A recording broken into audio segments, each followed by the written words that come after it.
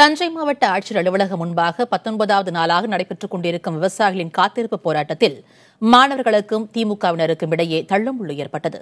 காவிரி தீர்ப்பாயத்தை கலைக்கக்கூடாது, ஒற்றை தீர்ப்பாயத்தை ரத்து செய்ய வேண்டும், காவிரி மேலாண்மை வாரியத்தை அமைக்க வேண்டும் என்பன உள்ளிட்ட கோரிக்கைகளை வலியுறுத்தி தஞ்சை மாவட்ட விவசாயிகள், மாணவர்கள் மற்றும் பொதுமக்கள் போராட்டத்தில் ஈடுபட்டு வருகின்றனர்.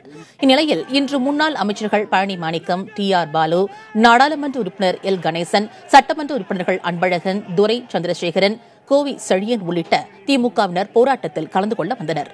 அப்போது மீத்தேன் திட்டத்திற்கு கையெழுத்திட்டது திமுக தான் என்றும் அவர்கள் போராட்டத்தில் கலந்து கொள்ளக்கூடாது என போராட்டத்தில் பங்கேற்றுள்ள மாணவர்கள் கூறினர். இதனால் மாணவர்களுக்கும் திமுகவினருக்கும் இடையே தள்ளுமுள்ளு ஏற்பட்டது. அதையடுத்து காவல்துறையினர் இரு தரப்பினரையும் கலைந்து செல்லுமாறு அறிவுறுத்தினர். போராட்டத்தில் விவசாயி ஒருவர் மொட்டையடித்து சாட்டையால் அடித்துக் கொண்டு போராட்டத்திற்கு ஆதரவு தெரிவித்தார்.